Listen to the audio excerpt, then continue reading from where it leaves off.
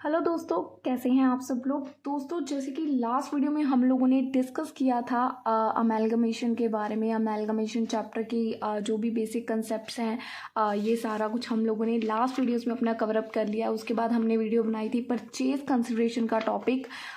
इसके प्रैक्टिकल भी क्वेश्चंस मैंने लास्ट वीडियोस में आपको बताए थे और कहा था कि नेक्स्ट वीडियो में हम लोग फुल फ्लेज क्वेश्चन कैसे सॉल्व होना है, उसके लिए क्या जर्नल एंट्रीज रहने वाली है, उसके बारे में डिस्कस करेंगे। सो आज की वीडियो बेसिकली हमारी रहेगी कि जो अमेलगमेशन चैप्टर में आप लोगों ने देखा होगा प्रैक्टिकल क्वेश्चंस बहुत सारे हैं जिनमें जर्नल एंट्रीज यूज़ होती हैं। तो बिल्कुल बेसिक और इजी मैनर में वो जर्नल एंट्रीज आपको क्लियर होने वाली हैं in this video. So please, अगर अभी तक किसी ने चैनल को सब्सक्राइब नहीं किया है सो कर लेना। जो भी न्यू व्यूवर्स हैं, हमारी अमेलगमेशन की सीरीज़ चल रही है। अगर आपको किसी और टॉपिक पे वीडियो चाहिए तो कमेंट सेक्शन में ज़रूर बताइएगा। आफ्टर दिस चैप्टर हम लोग ट्राई करेंगे कि उसको भी कवर अप करें। सो जैसे कि मैंने बताया कि आज हम लोग करेंगे accounting treatment in the books of transferor company. एक होता है ट्रांसफरर, एक होती है ट्रांसफरी। ठीक है, ये मैंने पहली वीडियोस में करवा रखा है, जिन्होंने देखी होंगी उनको पता होगा। एक होता है ट्रांसफरी, एक होता है ट्रांसफर। ट्रांसफरी कौन होता है? जो हमारी कंपनी को टेक ओवर करेगा, एक न्यू कंपनी होती है।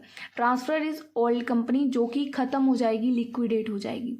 ठीक है, जो हमारी कंपनी को टेक ओवर करेगा वो ट्रांसफरी। जिसकी कंपनी लिक्विडेट यानी कि ट्रांसफर होएगी वो होता है ट्रांसफर। ओके, सो पहली आज की वीडियो में हम लोग सिर्फ जर्नल एंट्रीज या बेसिक कंसेप्ट जो भी सारा कुछ होता है ट्रांसफर का देखेंगे। नेक्स्ट वीडियो में ट्रांसफरी का देखेंगे और उसके नेक्स्ट वीडियो में फुल फ्लेज क्वेश्चंस आपको मैं उसके बाद वाली वीडियोस 3-4 होंगी जिसमें मैं 3-4 क्वेश्चंस जो कि एग्जाम में आ रखे होंगे उनको अच्छे से आपको क्लियर करूंगी कि इन जर्नल एंट्रीज का वहाँ पे कहाँ पे क्या रोल था।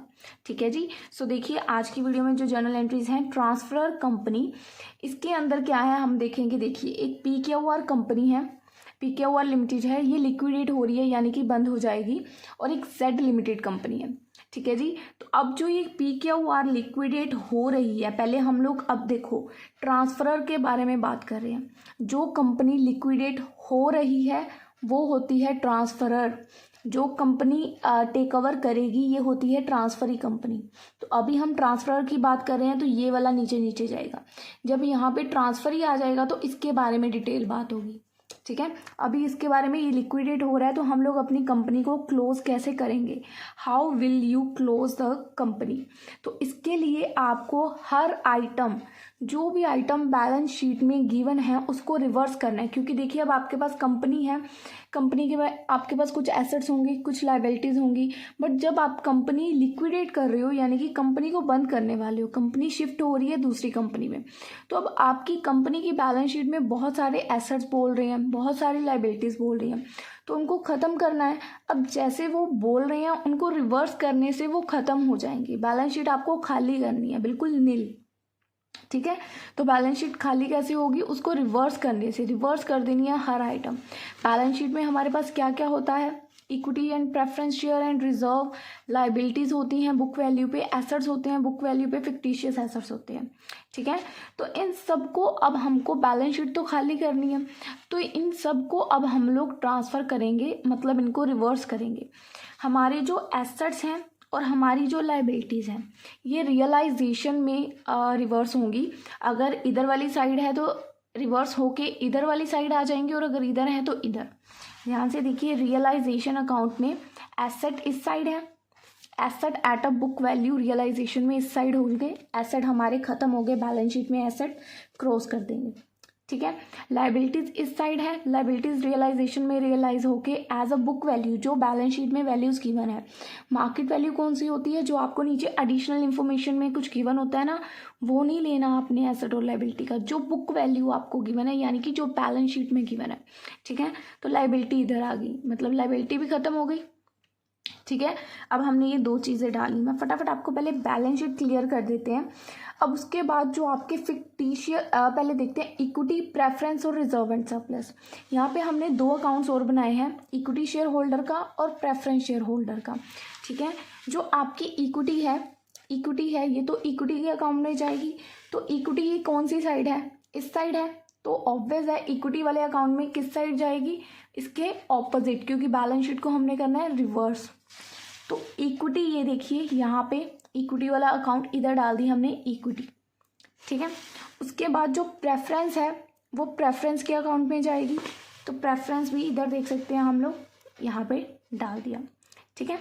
आफ्टर दैट जो रिजर्व, देखिए प्रेफरेंस और के अकाउंट में सिर्फ प्रेफरेंस से रिलेटेड आइटम्स डालेंगे, पर उसके अलावा अगर कुछ भी होता है, रिजर्व एंड सरप्लस है या कोई हमारे एसेट्स हैं जो कुछ फिक्टिशियस वगैरह हैं, तो उनको कोई और नहीं लेगा, वो इक्विटी शेयर होल्डर के बनेंगे। अगर कुछ लॉस होता है तो वो भी इक्विटी शेयर होल्डर के सिर पे जाएगा, अगर किसी चीज़ में कुछ प्रॉफिट आता है तो वो भी इक्विटी शेयर होल्डर के पास जाएगा, ठीक है।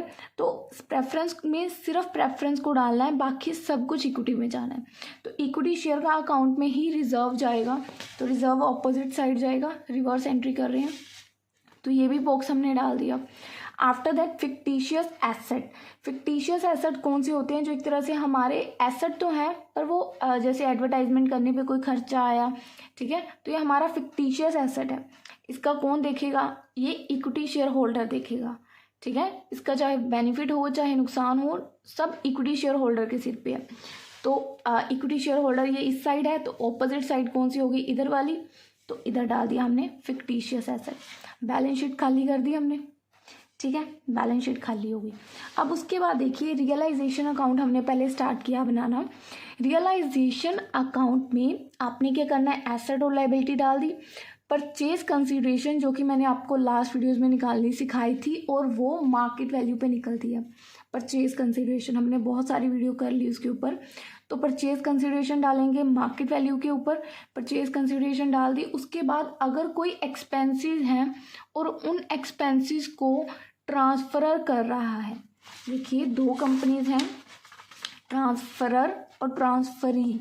अगर कोई खर्चा ट्रांसफरर करेगा तो वो एक्सपेंसेस रियलाइजेशन अकाउंट में डालेंगे, बट अगर कोई खर्चा ट्रांसफरी करेगा तो वो एक्सपेंसेस नहीं डाले जाएंगे।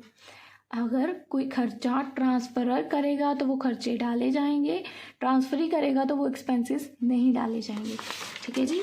तो इफ़ ट्रांसफरर डज एक्सपेंसेस, तो एक्सपेंसेस यहाँ पे डाले जाएंगे, ठीक है। उसके बाद ये वाले दोनों मैं अभी बताऊंगी, पहले इक्विटी वाले पे आते हैं। अब देखो, जब हमने परचेज कंसिडरेशन की, ठीक है, परचेज कंसिडरेशन हो सकता है हमारे में एसेट लाइबिलिटीज़ वाला मेथड लगाया हो, एसेट मेथड, और हो सकता है परचेज कंसिडरेशन में हमने पेमेंट मेथड लगाया हो। तो थिंक अबाउट, अगर हमने पेमेंट मेथड लगाया है तो हमने इक्विटी को भी कुछ पे, मतलब उसको इक्विटी शेयर होल्डर को भी कुछ दिया होगा इन इक्विटी डिबेंचर या कैश फॉर्म में, हो सकता है प्रेफरेंस शेयर होल्डर को भी दिया हो। तो जो भी हमने परचेज कंसिडरेशन में दिया है, इक्विटी शेयर होल्डर को जो अमाउंट दिया है, जैसे दिया है वो फॉर्म में, अगर कैश फॉर्म में दिया है तो वो, ठीक है, और अगर कुछ प्रेफरेंस शेयर होल्डर्स को दिया है और अगर उनको कुछ कैश फॉर्म में दिया है तो वो, बोथ आर परचेज कंसिडरेशन। जो हमें परचेज कंसिडरेशन रिसीव हुई, उसके बदले में उसके लिए हमने जो भी इक्विटी शेयर होल्डर्स को जितना भी अमाउंट पे किया, प्रेफरेंस शेयर होल्डर्स को किया, वो यहाँ पे आ जाएगा, ठीक है। आफ्टर दैट ये देखो, अब ये इक्विटी शेयर होल्डर्स को ये पेमेंट की, ये इक्विटी शेयर होल्डर्स के एसेट हैं, ठीक है, ये इक्विटी शेयर होल्डर्स को पेमेंट की, ये इक्विटी शेयर होल्डर्स के एसेट हैं, और यहाँ पे जो है इक्विटी शेयर होल्डर्स ने अमाउंट लगाया है। तो अब हमें देखना है कि जो उसको रिसीव हुआ और जितना उसने लगाया, ये अमाउंट उसने लगाया था बिजनेस में और ये उसको रिसीव हो रहा है सारा अमाउंट, ठीक है। तो प्लस माइनस करके देखना है कि उसको कुछ बच रहा है या नहीं, जो भी बचेगा या प्रॉफिट है या लॉस है वो हो गया रियलाइजेशन, बैलेंसिंग फिगर बोल सकते हैं हम इसको, ठीक है। तो अब देखिए ऐसे ही प्रेफरेंस शेयर होल्डर में ये दोनों साइड है, इधर हमने इसको पेमेंट हुई, जो ट्रांसफरी ने की इसको पेमेंट परचेज कंसिडरेशन में, और यहाँ पे इसने जो अप्लाई किया, अब देखिए यहाँ पे इसको पेमेंट इतनी हुई, ज़्यादा हो गई। अगर इन केस बाय चांस इधर भी आ सकता है बैलेंस, बट अगर उसको पेमेंट इतनी हुई ज़्यादा, जैसे 10 लाख, ठीक है, उसने लगाए थे 6 लाख, तो अब जो ये 4 लाख इस साइड बचा ना, अब उसको देखो, पे तो उसको 6 लाख तक ही करना था ना, उसने बिजनेस में 6 लाख लगाया था, हमने 10 लाख उसको पेमेंट कर दी, तो ये हमारा एक्सपेंस है ना, एक तरह से हमने ज़्यादा पेमेंट कर दी उसको, तो ये भी हमारा रियलाइजेशन के एक्सपेंस में डलेगा, ठीक है। जैसे क्वेश्चंस करेंगे तो और क्लैरिटी आएगी इसमें। तो अगर यहाँ पे हमारे एक्सपेंस आते हैं तो उसको भी हम लोग यहाँ पे कंटिन्यू करेंगे। आफ्टर दैट जो रियलाइजेशन है इसका प्लस माइनस करेंगे। अगर प्रॉफिट आता है तो इक्विटी शेयर होल्डर लिख के इधर डलेगा, और अगर लॉस आता है तो इक्विटी शेयर होल्डर लिख के इधर डलेगा। मैंने पहले ही बताया, प्रॉफिट हो या लॉस इक्विटी शेयर होल्डर के हाथ जाएगा, प्रेफरेंस शेयर होल्डर के हाथ में नहीं जाएगा। ठीक है, तो ये हो गया हमारा बेसिक सा फॉर्मेट। अब इसी फॉर्मेट के बेस पे आपको जर्नल एंट्रीज डालनी है, बहुत ईजी है। जर्नल एंट्रीज देखते हैं भाई। जर्नल एंट्रीज देखिए, इसको सामने रखेंगे सो दैट हमें इजी रहे। ठीक है, पहले देखिए journal entries in the books of transfer company. तो पहले हमने बैलेंस शीट में क्या किया, सारे एसेट्स थे उनको रिवर्स कर दिया। ठीक है, एसेट्स रियलाइजेशन में जाके किस साइड डले, टू वाली साइड होती है ये होती है बाय वाली साइड। ठीक है, तो टू वाली साइड डले। तो यहाँ पे पहले देखो, पहली एंट्री ट्रांसफर ऑल एसेट, सारे एसेट हमने ट्रांसफर किए थे बट फिक्टिशियस नहीं किए थे क्योंकि ये इक्विटी शेयर होल्डर के अकाउंट में जाते हैं। ठीक है, तो transfer all asset except fictitious assets को छोड़ के, तो एंट्री क्या बनेगी हमारी, तो देखिए यहाँ पे एसेट कहाँ पे गए, टू वाली साइड पे, तो टू वेरियस एसेट्स, और कौन से अकाउंट में गए, रियलाइजेशन में, realization account debit to various assets account. ठीक है, आफ्टर दैट हमने लाइबिलिटीज ट्रांसफर की, लाइबिलिटीज इधर आई, तो ट्रांसफर ऑल लाइबिलिटीज, लाइबिलिटीज किस साइड आई हैं, बाय वाली साइड, तो वेरियस लाइबिलिटीज अकाउंट डेबिट किस अकाउंट में गई है, रियलाइजेशन में, तो टू रियलाइजेशन अकाउंट। सिंपल, बहुत ईजी है। उसके बाद हमने क्या किया, इक्विटी वगैरह जो है हमारी रिजर्व, ये सारे ट्रांसफर किए थे। तो इक्विटी शेयर होल्डर के अकाउंट में इन तीनों में से कौन कौन सी चीज़ें गई, इक्विटी शेयर और रिजर्व एंड सरप्लस। प्रेफरेंस अपने अकाउंट में गया, यहाँ पे इक्विटी और रिजर्व इक्विटी के अकाउंट में गया, तो transfer equity share holder and reserve and surplus to equity share holder account. अब देखो ये कहाँ पे गए, यहाँ से ऑपोजिट साइड बाय वाली साइड गए। तो बाय वाली साइड, यहाँ ये वाली एंट्री जब हम डालते हैं ना, ये बाय वाली साइड होती हैं, ये हमारी टू वाली साइड होती है। ठीक है, अगर कोई अकाउंट में एंट्री टू में है तो वो टू में डलेगी, बाय में तो बाय में। ठीक है, अब देखो यहाँ पे हमारे इक्विटी है जो बाय वाली साइड है, ये बाय वाली साइड है, ये टू वाली साइड है। तो बाय वाली साइड हमने एंट्री डाल दी, equity share capital account debit by reserve account debit to equity share holder के अकाउंट में गई ना, इक्विटी शेयर होल्डर अकाउंट का नेम, तो वो डल गया। ठीक है, नेक्स्ट हमने क्या किया था, फिक्टिशियस एसेट को खाली किया था। देखो ये भी डल गई, ये भी डल गई, ये भी डल गई। फिक्टिशियस कहाँ गए थे, इक्विटी शेयर होल्डर के अकाउंट में, तो इक्विटी शेयर होल्डर का अकाउंट में टू वाली साइड। तो ध्यान से देखिए, एंट्री में टू में फिक्टिशियस एसेट है, तो टू में फिक्टिशियस एसेट है, कौन से अकाउंट में डले हैं, इक्विटी शेयर होल्डर के, तो बाय में आ गया equity share holder account to fictitious asset account, तो ट्रांसफर हो गया। ये भी 4 एंट्रीज होगी हमारी। फर्स्ट 4 एंट्रीज जो हैं, उसके अलावा हमने अभी तक एक नहीं डाली जो हमारी इसमें थी प्रेफरेंस की, इक्विटी की दोनों डाल दी, प्रेफरेंस के ये कहाँ पे गया, प्रेफरेंस के अकाउंट में, बाय वाली साइड, बाय वाली साइड प्रेफरेंस शेयर देख सकते हैं, लास्ट एंट्री ये वाली, preference share capital account debit to preference share holder account. पहली 5 एंट्रीज, फर्स्ट 5 जर्नल एंट्रीज हमारी बैलेंस शीट को रिवर्स करने के लिए आ गई। बैलेंस शीट को हमने रिवर्स किया, हमारी पहली 5 एंट्रीज आ गई। आफ्टर दैट आता है हमारा रियलाइजेशन अकाउंट, इसमें हमने एसेट की डाल दी, लाइबिलिटी की डाल दी। अब आती है हमारी परचेज कंसिडरेशन की बारी। परचेज कंसिडरेशन किस साइड है, बाय वाली साइड।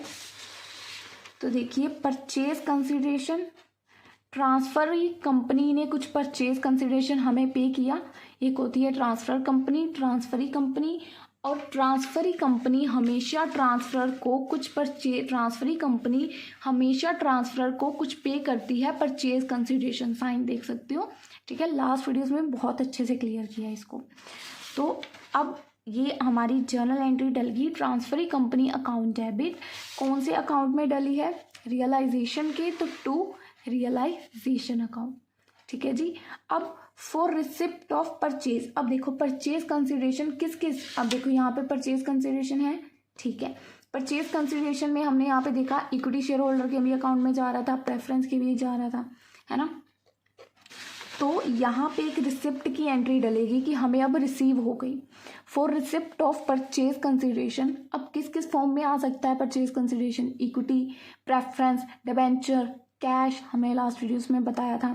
तो ये डाल दिया, किसके थ्रू आएगा, फ्रॉम ट्रांसफर कंपनी, तो सिंपल सी जर्नल एंट्री बन जाएगी। ठीक है, 6th 7th and first 5 entries on a balance sheet, 6th और 7th entry on a purchase consideration. First 5 on balance sheet, 6th and 7th on purchase consideration. After that हमारी 8th entry आती है। देखिए, अब हो सकता है, ध्यान से सुनिएगा, ये जो कंपनी के एसेट्स और लाइबिलिटीज़ हैं, ठीक है, किसी कंपनी ने हमारी कंपनी को टेक ओवर किया, पर वो हमारी कंपनी के सारे एसेट्स और सारे लाइबिलिटीज़ को टेक ओवर नहीं करेगी। कुछ एसेट्स जिनकी मतलब मार्केट में वैल्यू है, कुछ हो सकते हैं ना सारे फालतू एसेट्स हों आधे के, तो उनको टेक ओवर नहीं करेगी। वो कंपनी की रिस्पॉन्सिबिलिटी है, उसको उनको सेल करना है, लाइबिलिटीज़ को पे करना है। हो सकता है जो हमारी कंपनी को टेक ओवर करेगा वो हमारी कंपनी की कुछ लाइबिलिटीज़ को पे नहीं करेगा और कुछ एसेट्स को भी बाय नहीं करेगा, तो वो हमें खुद से सेल करने पड़ेंगे।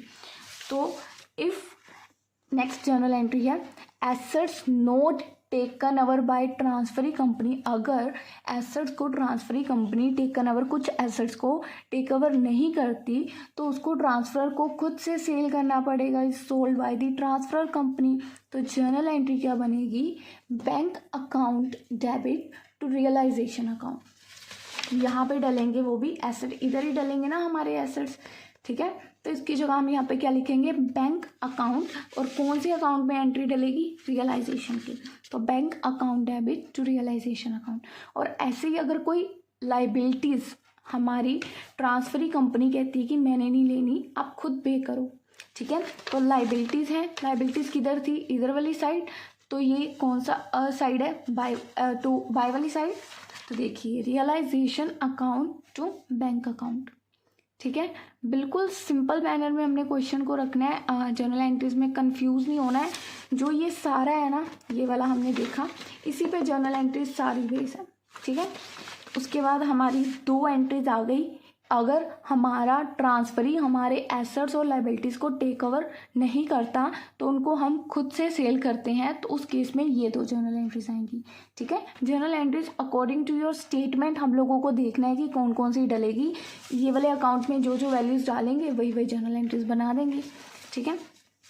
अब उसके बाद ये जो हमारे रियलाइजेशन में एक्सपेंसेस हैं, ठीक है, रियलाइजेशन के एक्सपेंसेस, तो payment of realization expenses by transfer company. अगर तो एक्सपेंसेस ट्रांसफर कंपनी कर रही है तब जर्नल एंट्री बनेगी। No entry if expenses is paid by transferee. जो कंपनी अगर न्यू है, अगर वो एक्सपेंसेस पे करेगी तो कोई जर्नल एंट्री पास नहीं होगी। बट अगर ट्रांसफरी यानी कि ओल्ड कंपनी अगर कुछ पेमेंट करती है, एक्सपेंसेस करती है, तो उस केस में एंट्री पास होगी। ये कौन सी साइड है हमारी, टू वाली side, realization account to expenses account. तो ये हमारी जर्नल एंट्री बन गई रियलाइजेशन टू बैंक अकाउंट, ठीक है। आफ्टर दैट हमारी क्या जर्नल एंट्री आएगी, ये हो गया हमारा, देखो एसेट लाइबिलिटीज डल गए, एक्सपेंसेस हो गया, परचेज कंसिडरेशन हो गया, ठीक है। इनकी जर्नल एंट्रीज भी हैं बट ये हमने लास्ट में करा था ना, रिमेंबर हो, पहले हमने परचेज कंसिडरेशन को शिफ्ट आउट किया, अगर इक्विटी में है, लायबिलिटी प्रेफरेंस में है, तो वही जर्नल एंट्रीज लेके चलेंगे। अगली जर्नल एंट्री क्या है, हमारे प्रेफरेंस शेयर होल्डर पे। देखो पेमेंट, अब देखो पेमेंट कर दी प्रेफरेंस शेयर होल्डर्स को, पेमेंट कर दी प्रेफरेंस शेयर होल्डर्स को, कौन सी, जो परचेज कंसिडरेशन की थी। अब यहाँ पे हमारा पॉइंट यही था ना, परचेज कंसिडरेशन की पेमेंट हुई है। अब ये पेमेंट इनको प्रेफरेंस शेयर्स भी हो सकते हैं, कैश भी हो सकता है, डिबेंचर भी हो सकता है।